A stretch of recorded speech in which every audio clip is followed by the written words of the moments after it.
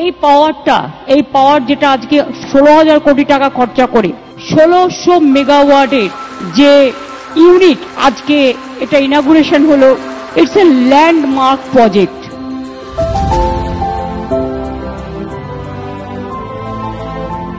এটা ইস্টার্ন ইন্ডিয়াতে, পূর্ব ভারতে কখনো আগে হয়নি, এবং এটা হলে 23টি জেলার মানুষ they will get the power. 23 district people will be covered by this power.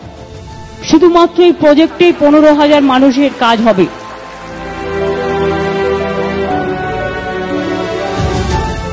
Because we want that our new generation should not face any crisis or the problem. For them, we have to develop. We don't say, but we do the things in a right way. আমরা বলি না, আমরা করি, আমরা করে দেখাই।